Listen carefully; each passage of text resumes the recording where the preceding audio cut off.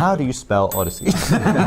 Which, by the way, It's very tough. what a nightmare. Tom Holland and Anne Hathaway walked into the Odyssey press tour as two stars who were more than familiar with carefully prepared questions and polished answers.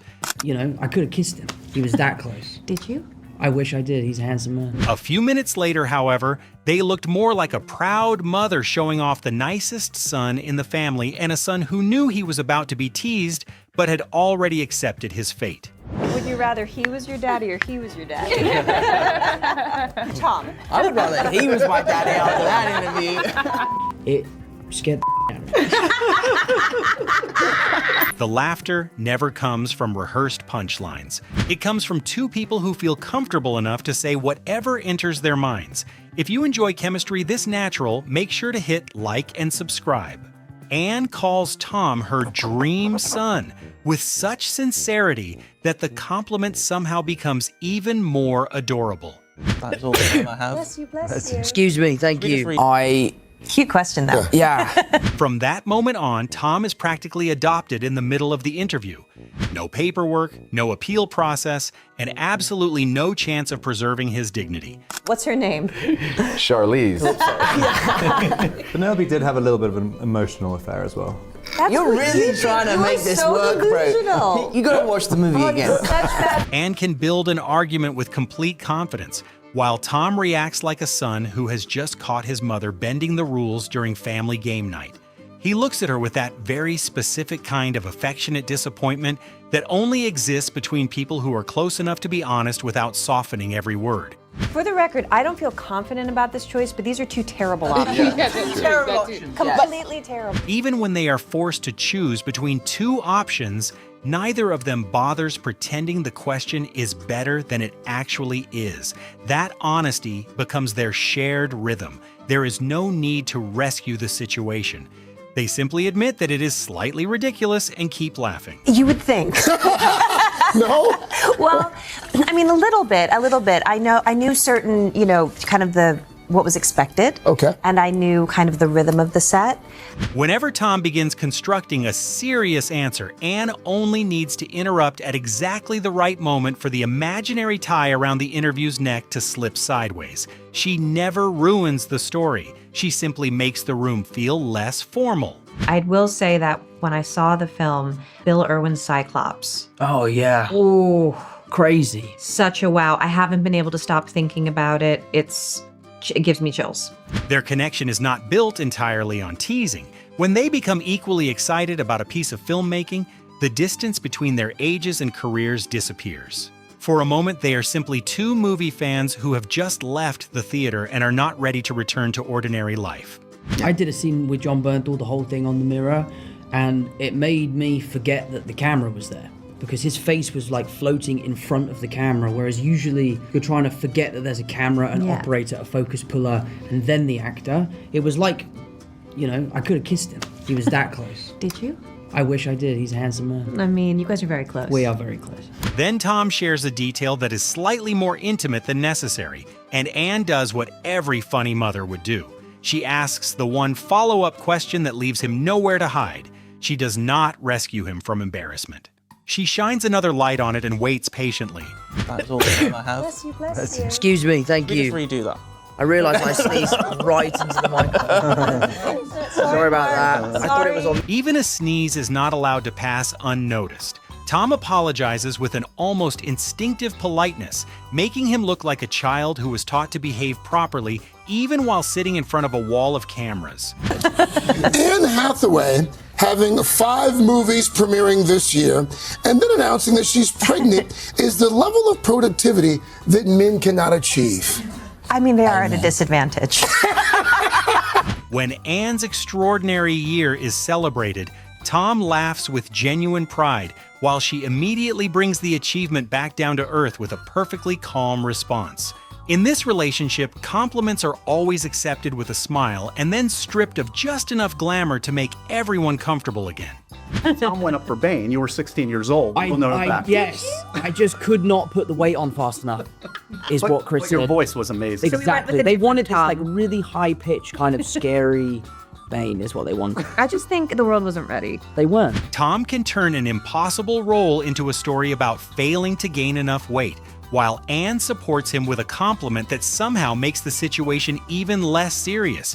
Whenever one of them digs a hole, the other does not pull them out. They simply offer a more attractive shovel. Almost felt like I'd kind of gone back in time and just like landed on this beach, and it scared the out of me. Tom also describes enormous cinematic experiences like someone who has just survived an exhausting school trip. His honesty pulls an epic setting back into something wonderfully human, standing on a beach, wearing sandals, and quietly wondering what on earth he is doing there. And it's the same for when she turns them into pigs. You're watching it and you're like, how did you do that? That has to just be CGI. And I had a whole conversation with Emma about that afterwards. She goes, nope, it's all practical. It's all practical. It's like, it's animatronics, it's forward thinking, it's clever camera angles, it's great performance. It's Chris. It's like Chris. It's like, Yes. Their chemistry becomes clearest when Anne finds the exact word Tom is searching for. Tom immediately accepts it, and the conversation continues without losing momentum. They pass ideas back and forth like a familiar object across a family kitchen. But Matt and I were discussing the scene a lot, and he basically stuck his head in and went, "Oi, thespians, get on with it. I'm gonna be on the dog." And I just remember like, oh my God, he just totally was like, stop thinking about it, just do it.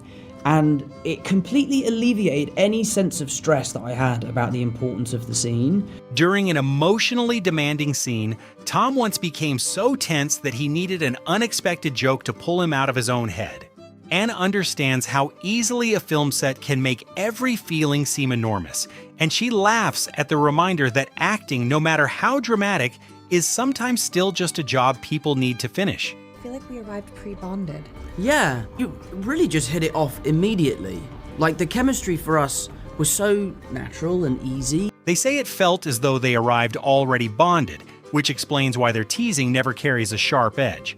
Their chemistry feels less like a door being opened and more like a door that was already waiting for them.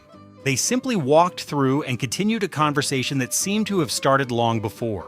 Anne over here, Annie was cast in a Spider-Man movie before Tom Holland. I didn't know about that. I was, yes. Alternate universe, but it all worked out for everybody. It all worked out. Here we are today. That's trust deeper. Even their shared connection to Spider-Man becomes a strange piece of family history from an alternate universe. Anne passed through that world before Tom, but instead of turning it into a career comparison, they treat it like an old photograph that looks increasingly bizarre the longer you stare at it.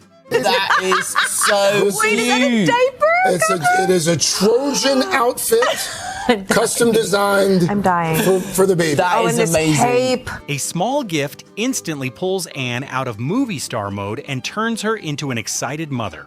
Tom is swept up with her, his eyes lighting up like a sun inspecting something that was not made for him, but that he still needs to examine from every angle. None of the actors, no one, no hissy fits, just gratitude, hard work, and like just good vibes. When they describe the atmosphere on set, they almost complete each other's sentences. There are no dramatic complaints or carefully polished stories about conflict. There is only gratitude, hard work, and the feeling that everyone genuinely wanted to be there. And how was that? I mean, a dream come true for me, and she was such a lifeline throughout this entire process. She was like my anchor, really. Not anchor, that's not the word I'm looking for. She was the wind in my sail. Tom describes Anne with heartfelt nautical imagery, sounding like a son writing a Mother's Day card and accidentally using every metaphor in the book.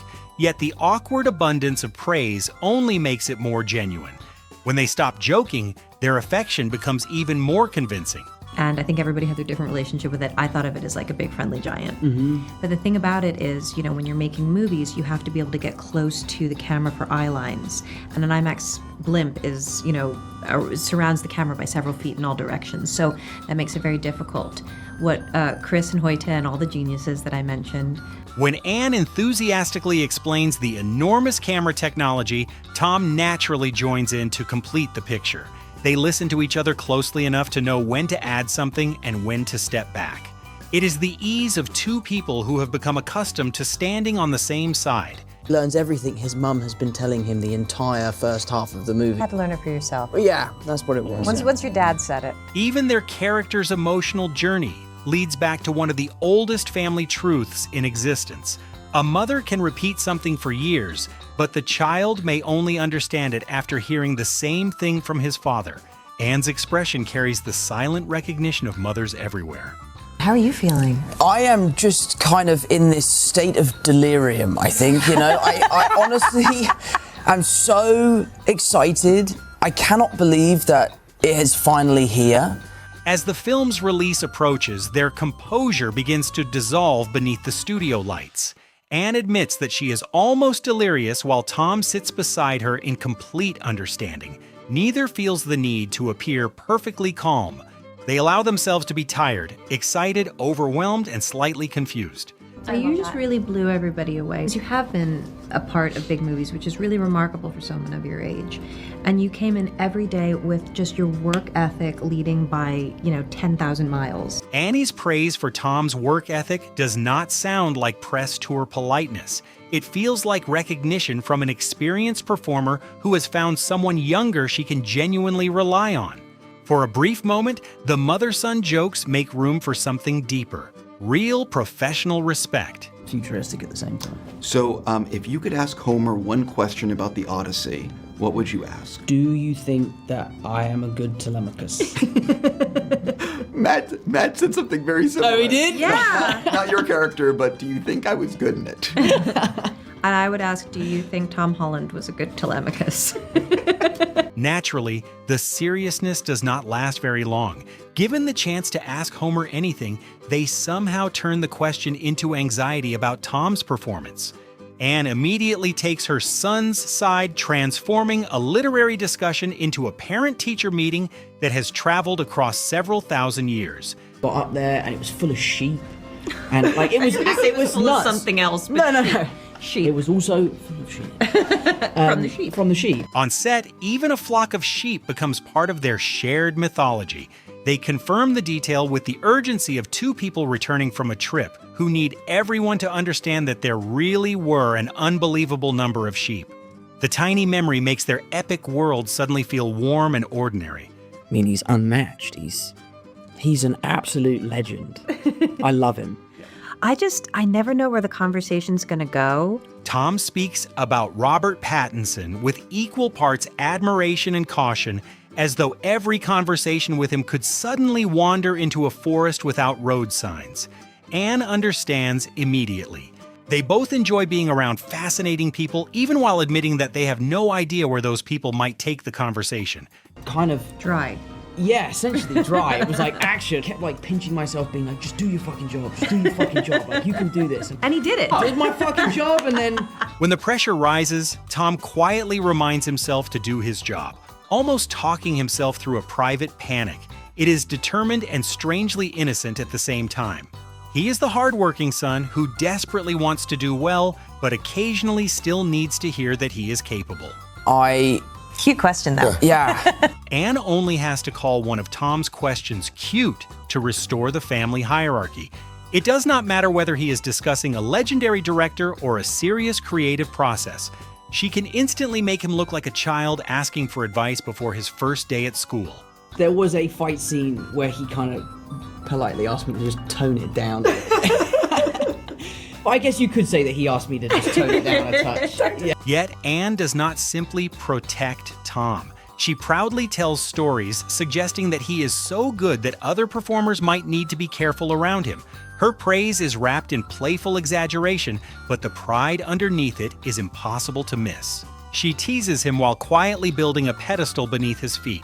About 2 hours into our conversation, Chris is like, so the part's Catwoman, and I was like, transform. Oh, no way.